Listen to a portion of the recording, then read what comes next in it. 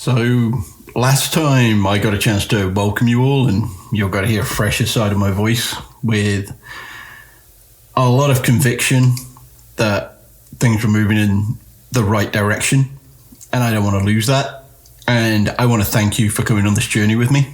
If you've been here from the start, then you'll have noticed there's been quite a few ups and downs as I go along. I don't expect that to change. Things are only going to get more difficult from here on out. But I don't want to lose that conviction that I had that we can solve this. We can find a solution. You know, I don't want to lose the qualifier when I talk about how I'm probably going to die. I don't want to remove the probably there. And I wanted to come at this tonight with the same energy. But instead, I have to start with something that is pretty messy. So I've started slipping back indoors again. Last time, remember I told you I was sleeping outside. It was good, but you can't do that permanently. That's the road to bad things. So I decided it's time to bring myself back indoors. You know, I can't be outside forever. I'm not the littlest hobo. I've just been very lucky that it hadn't rained as well. So I'm back inside. And one of the ideas that I had was, if I'm going to be in here sleeping, I have an app to record snoring. I downloaded it, months ago because I thought this will reveal an issue with my breathing at night. Like I said, I put on a lot of weight and I wanted to make sure there wasn't any problems there that I was missing because I was sleeping alone. And I thought, well, if it can capture me snoring, surely I can use it to pick up on something else. And honestly, I didn't really expect much from it. So a few hours ago, I was just kind of getting my lunch ready. And I remembered, I set the app up next to the bed. So, I grabbed my phone, scrolled down to the app. And, I'll show you first of all, this first piece of audio, this is how it should sound.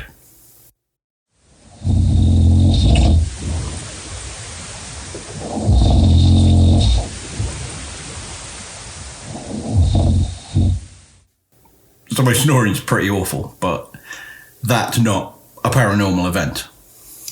It's not loud enough to be registered as a supernatural event. I don't know if there's a scale for that, but there should be. But that's all you hear, right? You hear a man who is asleep, who is just snoring away without a care in the world. So there's nothing strange there. And there's 15 other occasions where the app caught me snoring enough to, start recording. And that's easy enough to listen through each of them. And they were fine. This next one is from 6 a.m.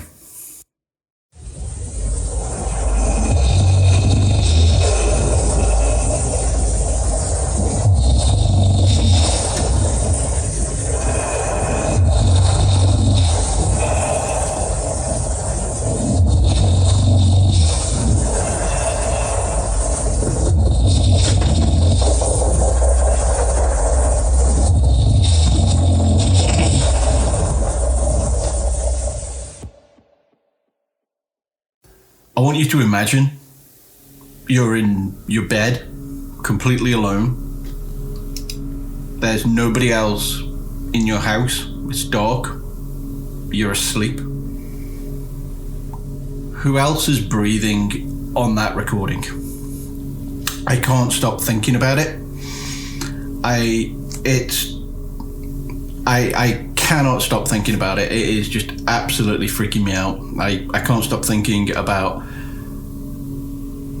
Dane and his stalkers, like our forum user friend, how they were in his room while he lay there paralyzed, and how one of them was in the hospice the night my grandfather died, and it's a vile, vile feeling.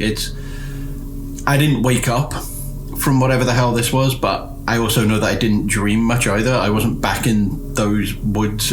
I haven't had great sleep for the past few days, but there's been a reprieve, which I've been using to the fullest. So that recording, it's absolutely terrified me. It's really, really put the wind up me.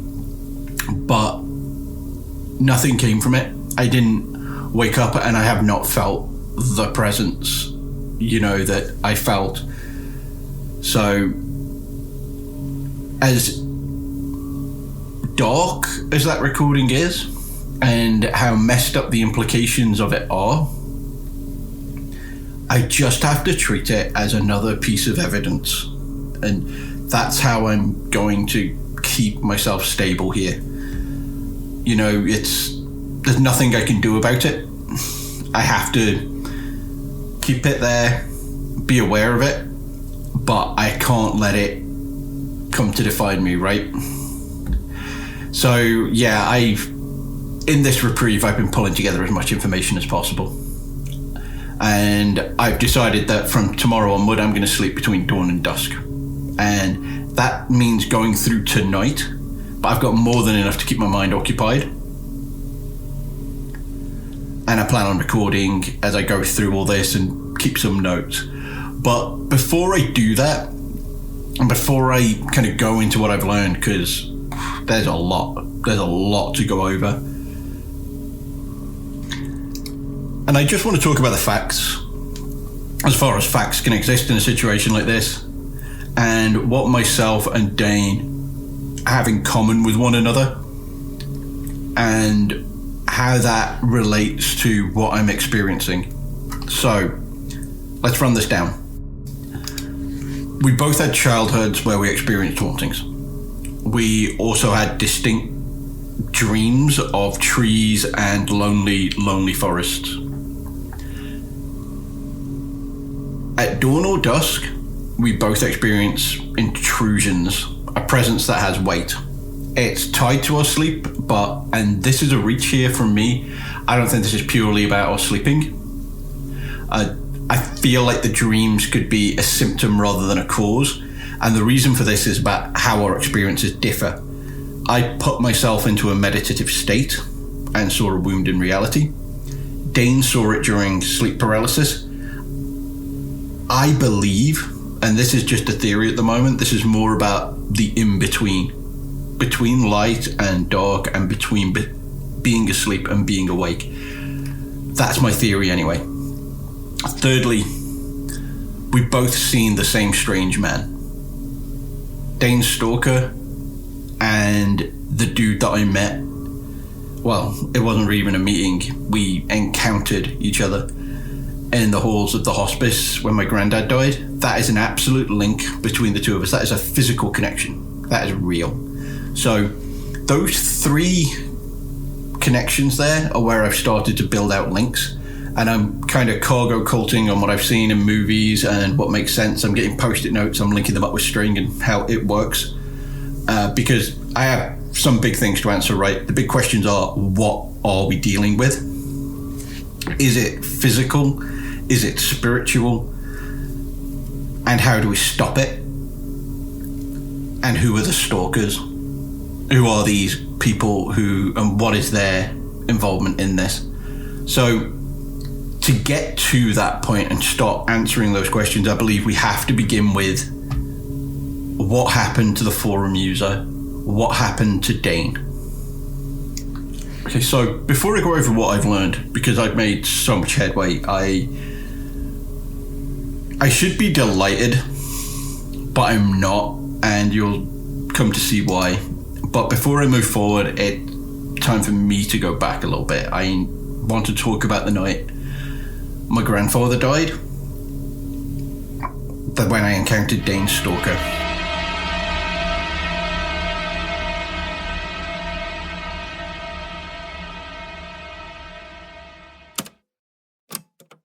I want to lay all of this out. I want to talk about it. I want to talk about how I feel. There isn't much there, but I think it's important. I think how I felt is important. So when I was 16, I moved in with my grandparents. I'm going to talk about why another day, because that's a whole discussion on its own. But I absolutely love them both to pieces.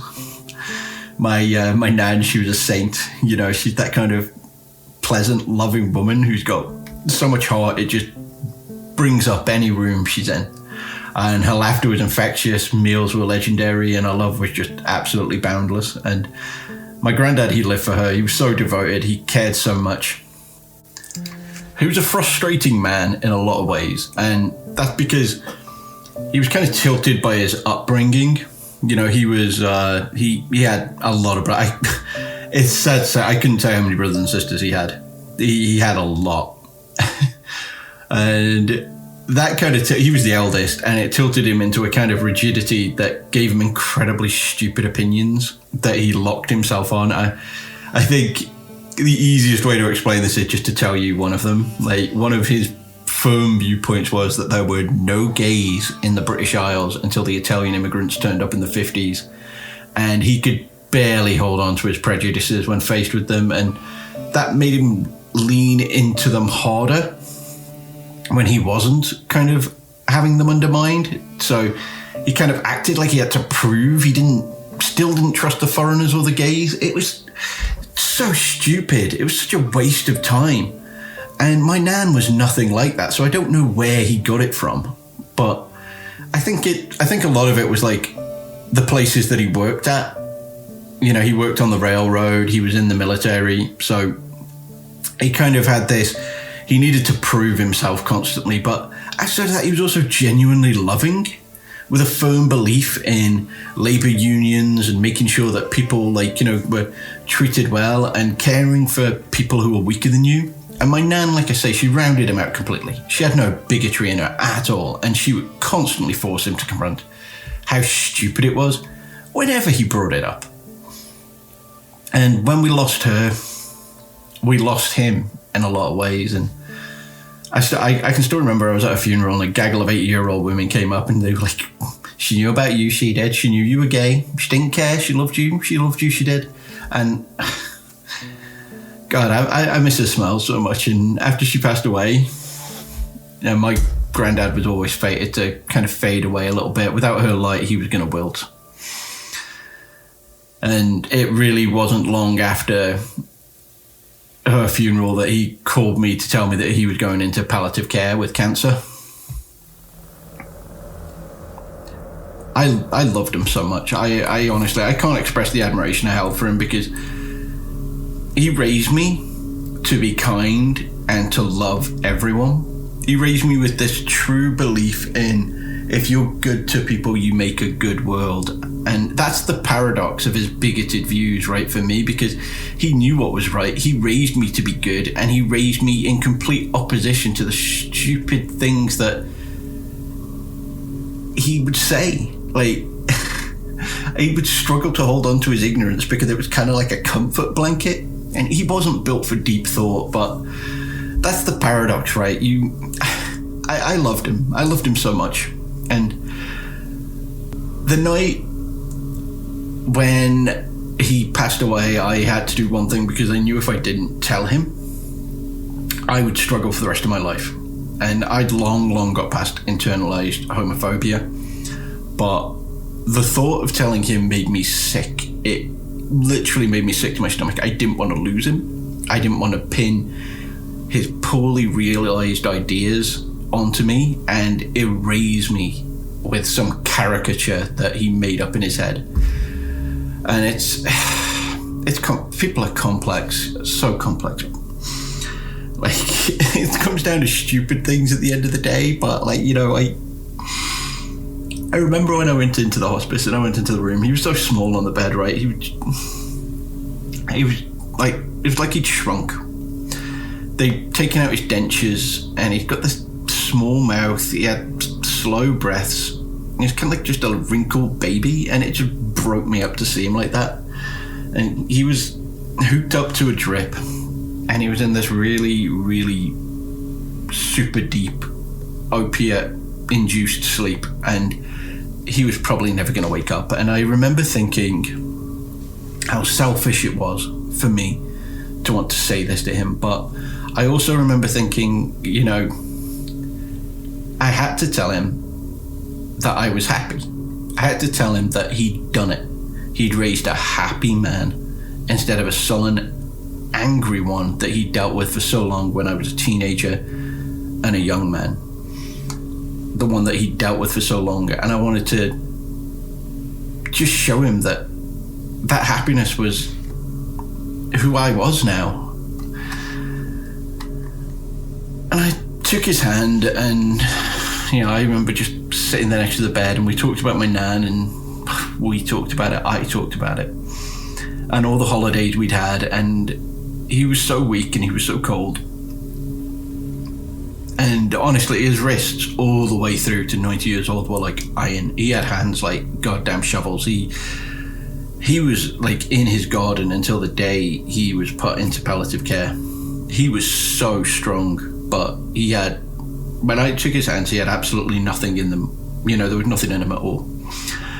And I talked and I talked and I talked, and then I started telling him about my happiness. And I told him that I was accepting who I was and I was finding my way. And I felt him squeeze my fingers, and it was so gentle, but it was the only movement that he made, and it was the last movement he made. And honestly, I could tell that that took everything for him. It was, he put everything into telling me that it was good. And I'll never forget it. It was one of those moments that are so sad and so uplifting at the same time that you're going to carry them until you die. And 5 hours later, they told me he was gone. And I made peace with this. I knew it was coming. I'd known it was coming for a long time. And honestly, ever since I was a child, I had known that my grandfather was going to die someday. This strong man. I remember one time we were by the beach and we were going over the stones, and I slipped on a rock and he caught me. And I can still remember just to this day thinking, what am I going to do when he's not there to catch me? So stupid. So I always known it was coming, and I'd been preparing myself all my life for it because I knew it was gonna be difficult. But it still hit me so hard. It just hit me so hard, and I've never let out a sound that crosses physical and emotional boundaries as much as when the nurse told me he'd gone. And I collapsed, just wail sobbing onto the floor. The back of my throat was twisted up and just really strained. I was hyperventilating, just kind of clawing at her. And it was in this, the absolute weakest, most painful moment of my life, that I saw Dane's stalker. And it's not a clear memory. I can't describe exactly what they look like. I can't tell you, there was a deeper meaning to this, because it's not a clear memory. It's kind of hyper real, but I remember that acrid, horrible smell, pale skin, wet eyes, and the thin hair. He looked worse than my granddad did. Like, he looked younger and older at the same time. And as I got up, I thanked him when he patted my shoulder. And that was that. I've never seen that person since. I thought it was a passing kindness from a patient in a hospice, and that's all I thought of it. I didn't think of the person behind it. I thought of the gesture. And even the memory of the gesture is not something that I thought about until this came up. So, why I come to this is I reflected on this moment a lot, and it makes me very emotional to think about. It's very, very difficult, but the meditation did not start this. I've been working off, I meditated, I saw something, I let something in. That's not it. It didn't start this. I think the meditation made me catch a glimpse of something that I shouldn't have. I feel like that night when my grandfather died, I was marked for this. Somehow, that's when it began. But even before that, knowing what I know about Dane's childhood and knowing what I know about my childhood, there was something else even before then.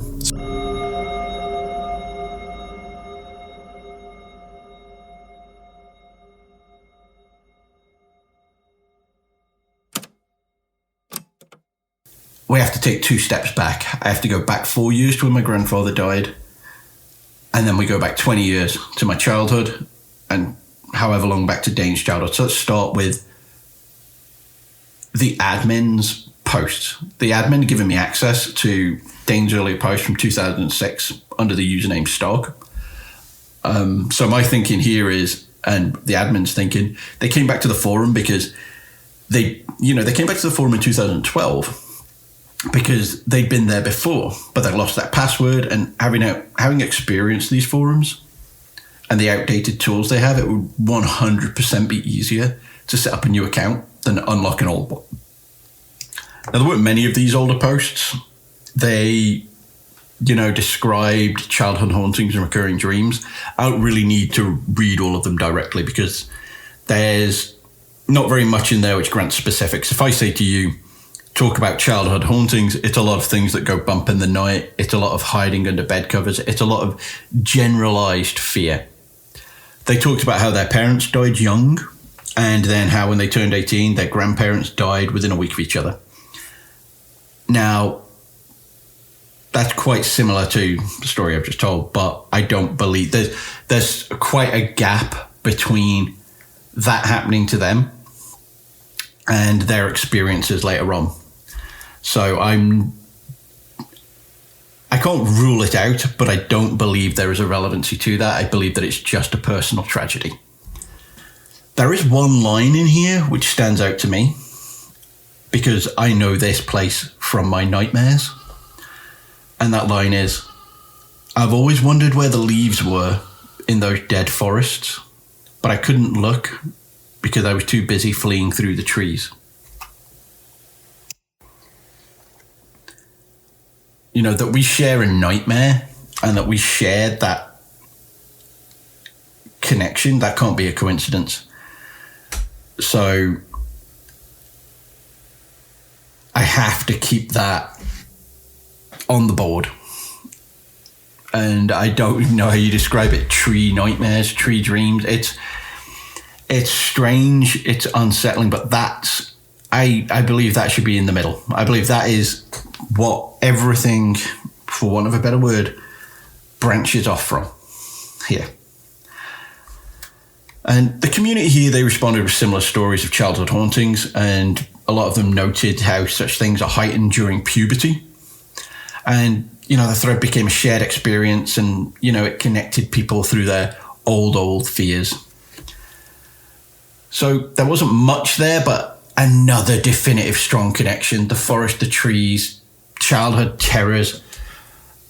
And I'd seen it recently in my nightmares, and through that gap, as I slid beneath the bathwater, that has to be a connection. I saw this place that I dreamed of in that gap above me that first time I was meditating. So that's dead center. What is this forest? What does it mean? How do I find that out? So before I can do that, let's move on to the Google Drive. So the first thing that I looked at on Dane's Google Drive was the folder containing info about the stalkers. There were a lot of pretty poor photos, but honestly, there was nothing actionable there. The descriptions that he'd written were evocative, but didn't really add any new information. What caught my attention on the rest of the Google Drive was just how many studies he'd kind of built up. News stories, Google's translated posts from foreign forums, and media that needed to be reviewed, separately. I needed to sit down and go through it all, but I've not done that yet because looking at this, I realized that I could figure out who Dane was. Now, the drive didn't show the owner's name, and there honestly wasn't much in there that would give it away. But I found some screenshots of emails in there and he'd forgotten to crop them.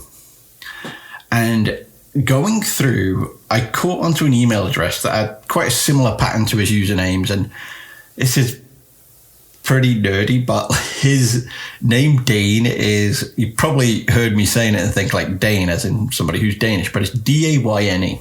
So Dane and Stark are both names from A Song of Ice and Fire.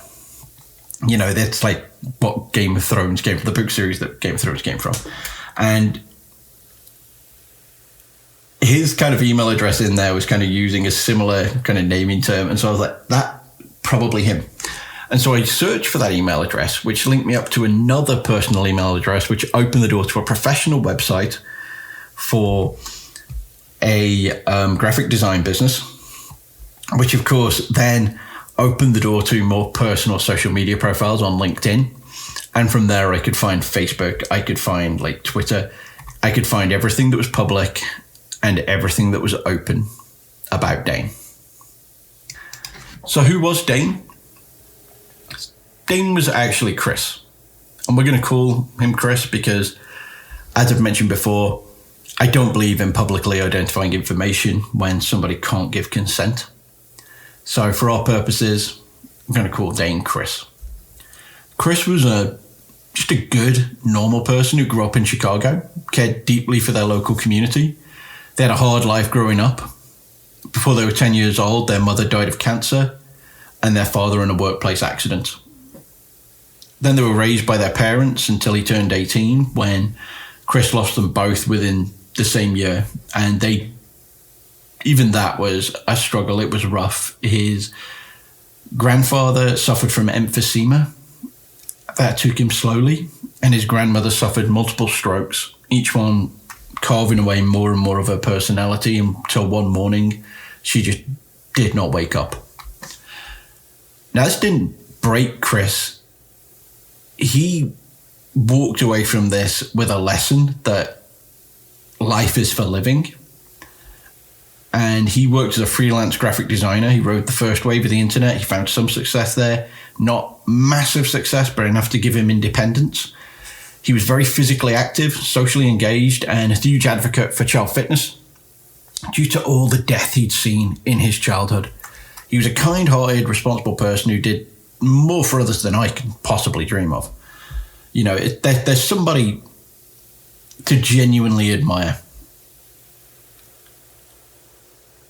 And yet, he stopped having any online presence on April 23rd, 2012, 2 days after that final post on the Paranormal Forum.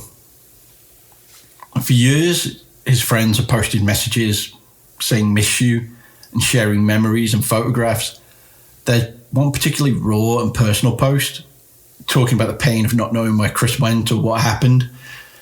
You know, I wondered which of these friends was the one who put him up for the night back in 2012 from the story he shared, but I didn't want to delve too deeply outside of looking into just to see the lives of the people around him. They all seem like just lovely people. And Chris himself, he reminds me of my cousin. He's got long red hair. He reminds me of my cousin, who I hated because I could not grow out hair that long. I started balding early. A lot of ginger people do. I've always been happy to shave my head, but, you know, got lovely long red hair, and I'm like, wow, I wish I could have had that. So yeah, he's just a good guy, and he's got a really good bunch of friends around him, like wonderful photographs, and they all care so much. They post saying they miss him, buddy, yearly. And his social posting was all relatively normal. It slowed down a little bit in April of 2012. But even as he broke down, I think more than anything, he did not want to worry the people around him. And I know why, right? It's not just pride. It's that if you taint the normal part of your life with this, what are you left with? And also on top of that, I had no reason to reach out to his friends. They had obviously had no information, and I wanted to respect Chris's decision to keep a divide because they desperately wanted answers, and I only had questions. So after piecing together a little bit about who he was as a person and his early years, I wanted to understand what might have triggered that escalation in April 2012. Now, what I didn't do was start that year because, as I mentioned, I wanted to see if there was any inciting incident before that. I didn't want to look when the forum post began, because if I'm correct, there would have been an inciting incident a few years before. Now, my grandfather died 4 years ago. Chris has died in the late 90s, which is way, way earlier. So if there's something else, I needed to look between 2008 and 2012.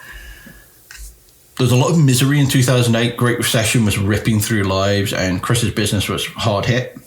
He was a freelancer. He'd been really well. Hurt him, but he persevered, struggled like everybody else, and seemed to get through it with an even bigger smile than before. And a new relationship. So Janet was bubbly and outgoing. You know, a lovely person with a big friend group who were over the moon when they got together. And, you know, I can't help... It's horrible, this, because I can't help but be... If you read a complete stranger's social media post and you read enough of them, you end up invested in their lives. There's a parasocial kind of grip on it. It's voyeuristic and it's wrong, but as human beings, I kind of feel if you read a little bit about somebody, you start to understand them and you start to get to know them. You feel who they are and who they were. And it doesn't mean you know them. It doesn't mean you're close. But when you're reading, and especially reading with the intensity I am, it kind of takes some of the objectivity out of it. So maybe I need to slow it down. But that's by the by. In 2009, Chris and Janet went to New York to spend time with Janet's family. All of the pictures there, they show a fun weekend, catching up on shows, grabbing dinner, family group photos, and two people very, very much in love. Arms are linked in Central Park, the whole world at their feet. Janet's dad ran a small HVAC business and really done well for himself, so they stayed with the family in their Brooklyn apartment. Unfortunately, it was also that weekend that a former disgruntled employee of Janet's dad, who'd been fired for intimidation and lying about his criminal record, decided to take it out on his ex-boss. And I'm not going to give this guy a name because fuck him. Anybody who would do something like this is beyond contempt. This person got drunk, they got angry, they barricaded the fire exits in the apartment building, and they set a fire. According to reports and interviews, this moron spilt accelerant on himself and ended up spreading flames on the ground floor, banging on doors, bashing on them, screeching out for help. And that's the only reason that people became aware of this, because he disabled the fire alarms. And now Chris was woken up by Janet coughing in that night and managed to kind of gather the family, clambered out through the window to the fire escape and managed to get down. But Chris and Janet, they ran back in an attempt to rouse other tenants. In the smoke, Chris lost track of her and helped a neighbouring family escape the fire. And it wasn't until he was outside on the street that he realised just how bad that fire was and that Janet was not there. He had to be restrained from going back inside. And including the arsonist, 11 people died in the fire. Janet was among them. And I don't know how Chris bounced back from this, honestly. The details in the news were just horrible. I watched some of the footage there and it just broke my heart. The act of somebody so selfish could hurt so many people. Like, absolutely disgusting. But again, I had to stay somewhat objective and I had to push myself through this. And I watched the funeral. I watched Janet's funeral. That was there on YouTube. It was large. It was emotional. It was more of a as much of a vigil for everyone's tragedy as it was a memorial for Janet. And I watched a video of Chris giving a speech, his hair like tied back in a ponytail. He just looks crushed. And that was when I heard it. He was halfway through, he started to break down, and the sorrow and pain crawled out of his throat. He could barely continue speaking, but he managed it. And that sound, it gave me the fucking shivers. All that hurt was the same suffering that I'd given voice to in the hospice that night with my grandfather.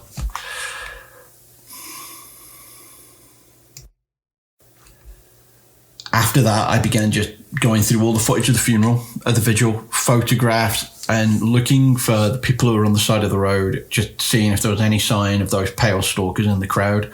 I went through it over and over. I combed through. There was no sign of them, but no sign doesn't mean they were there. But for sure, there is no doubt in my mind that this is where it started for Chris. Exactly the same as that night in palliative care is where it started for me. And even then, I don't think that's the whole story, as I mentioned before, because we share more than that. Our childhoods are very, very different, but they're bound together by trauma and ghosts. On top of that, Chris was starting to get his life together when this nightmare came for him. In April 2012, he'd finally started to live again. And I can tell every day was hard, but he was not someone who would just bow down to something that caused him emotional pain. That wasn't the way he'd been raised. That wasn't the way he dealt with things. And he'd started to stand up tall, much the same as I had when I recognized that, hey, I'm falling off the wagon. I'm kind of letting myself go. I need to power myself through this. We were finding ourselves. We were just finding a way to become better people. And something does not want that. I don't know what happened to Chris after he vanished. And that's a piece of the puzzle that I need to find out. I just know that it's not about me anymore. And I struggle between tenses. You know, I talk about him in the past tense a lot. This is somebody I never met. And I don't know what happened to them, but I'm constantly veering between them being gone and them being here, because I just don't know what happened, but I need to solve that. And when I look at the Google Drive and everything that Chris pulled together, I have so much to pick up from where he left off. There's so much to go through. He did an amazing job, and I don't think he did this just for himself. I kind of get the sense that even when he knew things were at their worst, he kept on putting this together for other people. So there's a lot to go through. But before I do that, before I look through this drive, I need to go back and line my child up with his. I need to talk about my childhood, which is going to be really goddamn hard, but it needs to happen. If there's answers there, I have to look at it. I have to go through and just be objective, which is going to be really, really difficult. Because if I can look at that objectively, then I can... What the fuck? Someone just added a new folder to the Google Drive. What? Okay, this hasn't been used in years. It's just a smiley face for the title. Oh, fucking hell. Maybe the forum, maybe the admin added it. I don't like that. Oh God, I can feel my heart rate's going up a little bit here. Shit. Okay, I can feel the pressure.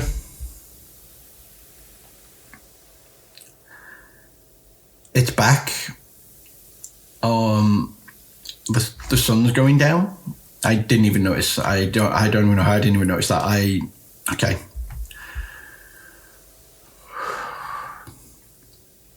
It's there. It's here. Okay, it just got closer. I have to go. I have to get out.